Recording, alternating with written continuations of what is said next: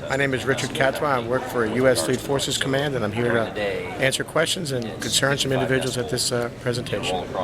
Well, tell us all about this display you have here. This display provides for the proposed action and alternatives, exactly what the Navy needs and how it's trying to accomplish that. The specifics is we're trying to get an additional local airfield for E-2 and C-2 aircraft only.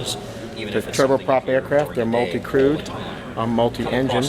The need revolves around, we have one outlying landing field in Chesapeake, Virginia, Naval Auxiliary Landing Field Fentress, to support operations for both NAS Oceana and Naval Station Norfolk Chambers Field. I tell you, they just don't have enough space over there where they're based at? There are periodic shortfalls when the number of aircraft exceed the capacity on a local basis, yes sir.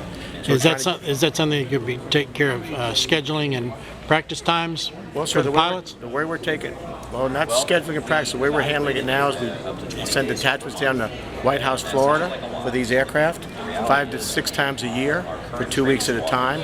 We also have to fly sometimes excessively late into the night or very early into the morning, or we have to divert them to other airfields that are not fully equipped to handle field carrier landing practice. Okay.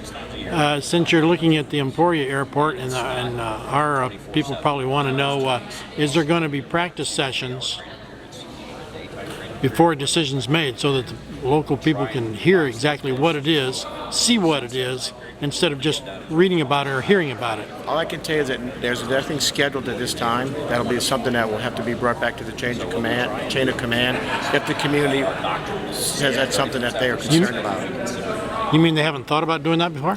I'm not saying they haven't thought about it, sir. I'm saying that there's no decision been made and nothing has been scheduled at this time to do practice demonstrations. All right, thank you, sir. Thank you.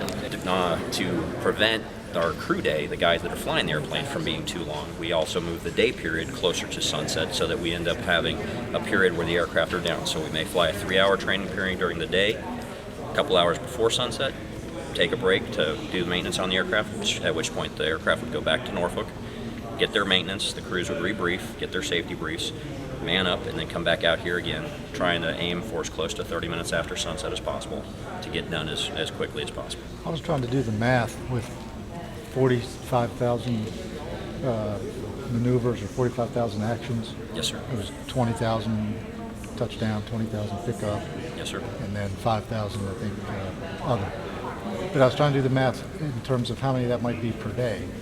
But if it's 4 to 6 times a year for 2 weeks. Yes, sir.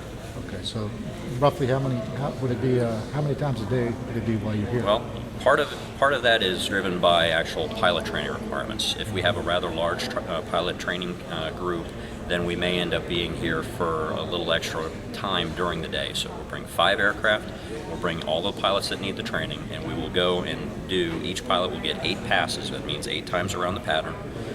Then they will switch another pilot in there and go until the pilots are done. So if we bring out a standard class of about 15 pilots, they will get, on average, 8 passes each pilot per period.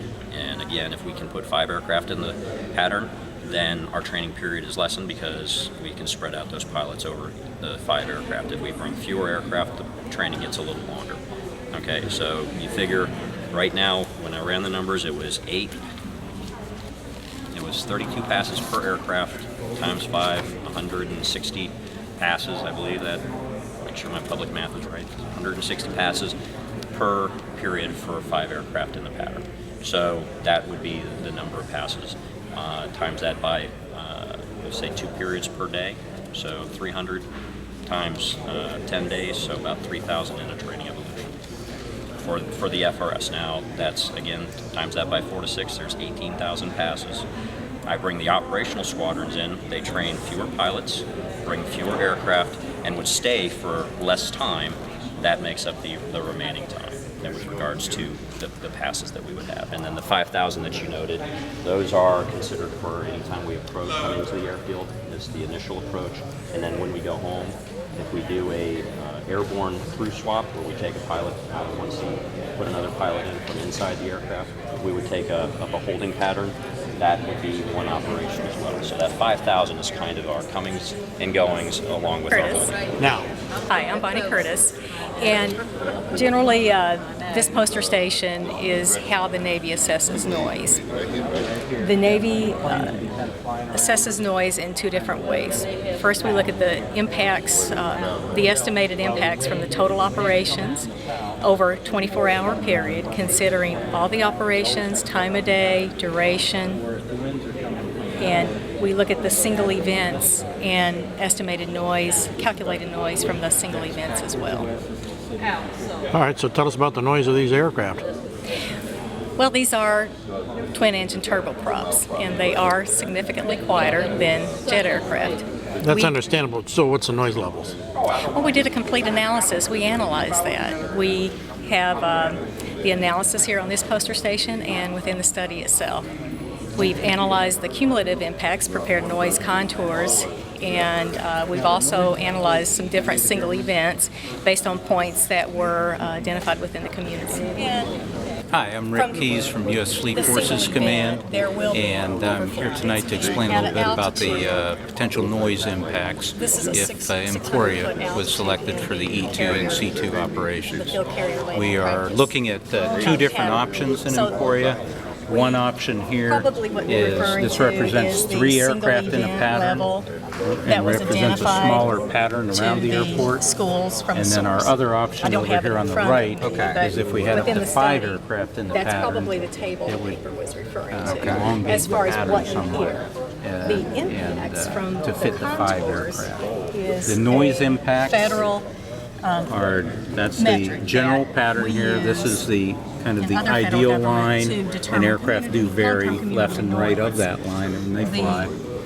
65 So what's the decibel noise area level here? impacts off station Well, are it's primarily something in less than different 65 decibels average, considerably less. Right. The way we measure noise Most of the for impacts to the are community also is called the on day-night average level, and it's an average over time. It takes into account how loud the event is, how many events happen, and what time of day they happen. If they happen after 10 p.m., it's 10 decibels are added on to it because we realize that's more disruptive at night.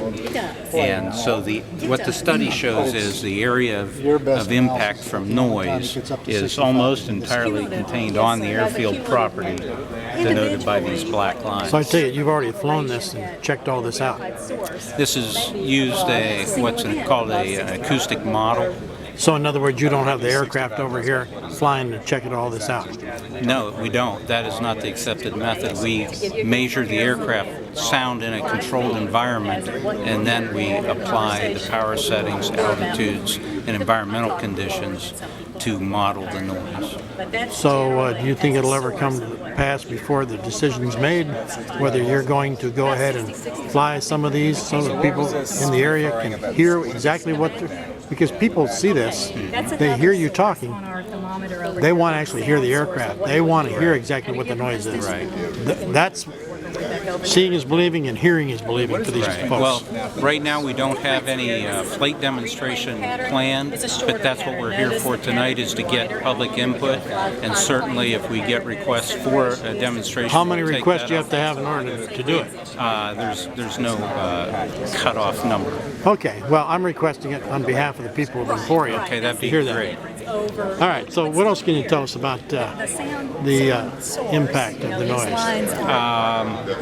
Well, what other questions do you have? What we show is there's 1 acre impacted by noise that is residential land, and about 46 acres at the most of other land which is non-residential. Okay, now this is showing the patterns of their practice. Right, of the Come. flights, yes. All right, so are they ever going to cross the city proper, coming in to do their practice? Well, they will primarily come in aligned with the runway, and the document shows the approach paths. Certainly, these are the predominant flight tracks. That doesn't mean that you will never see an airplane, off these tracks. Anywhere within several miles of an airport, you can see an airplane, but there will be low altitude doing this training at 600 feet, predominantly on these tracks. Certainly, they do have to approach, from Norfolk and depart and go back to Norfolk. and that's obviously at a high altitude. To complete their training requirements. Oh, weird. Well, let's see if we can get over here to the map and maybe we can look. The type of planes that come in. Yeah. We see your little helicopter. In addition to that, what else do you get? This is the type aircraft is right here, the Questions E2. for me? No, just go for it now. Okay. This poster right here is our draft findings in the analysis of the environmental assessment. If you'll take a look here, remembering that this is an airfield that we're doing additional operations at. It's an existing airfield. We've got geology and topography and soils, very minor construction going on there.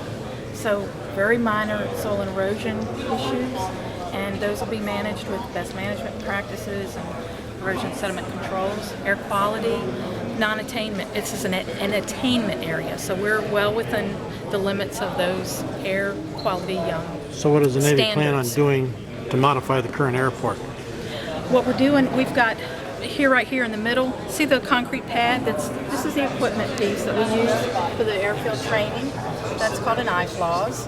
We've got 2 concrete pads that are going to be installed. And we've also got some trenching, environmental, or some utility extensions that we're going to take out electricity and power and telephone out to this site, as well as the other pad where we've got the LSO shack. That's where the guys that are grading the landings, that's where they are. We've got socioeconomic. We want to pay for the use of the airfield, so we're going to pay the airfield, whichever one is decided that we'll go to.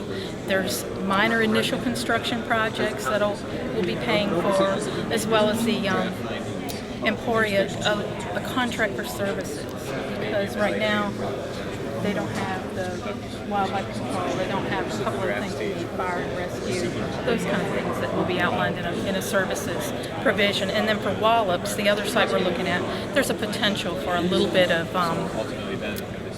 socioeconomic benefit if the guys decide that they're going to stay overnight. That's like a 2-week detachment when they stay. But they will not be doing that here in Emporia. We intend to fly here and then fly home. Fly and train and fly home.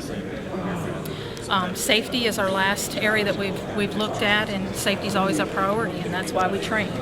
The safety record of E2 and C2 is exemplary, and that's why our pilots undergo extensive training. So if I've got any other questions for you, I'd be happy to answer. Well, I've asked it at the 2 other boards, and I'll ask you to make sure that that also gets back to the command. I think the people of town want to see this thing in operation before you make the decision. They want to see it and hear it. And that's one of the, Maybe 3 different sessions, 3 different days, 3 different times, so that they have an idea. Because I think people are concerned more about the noise than they are anything about soil topography or air quality. Right. I think they're worried about the noise. well, what we'd ask you to do tonight is fill out a comment card and give us that information, and we'll send that up through our leadership, and they'll make a decision on what they're going to do. I'm kind of So surprised that we this don't have hasn't an been done official- before. Excuse Because I me? was asking the gentleman over at the other board, you know, he's got the sound things, and he says, well, they did all that by computer model. But For the noise modeling, Right. yes, because we take what the aircraft sounds like, and we do the SEL as well as the average of noise. yeah, you see, that doesn't mean a whole lot to the folks here. I think they want to hear it. And that's what you need to put on your comment. That's why we're here tonight. We want you to write down your comments so that we can consider them as we get towards the final EA that'll be published hopefully sometime in January. That's our timeline at this point. All right, well, thanks. Okay, no problem. Thank you.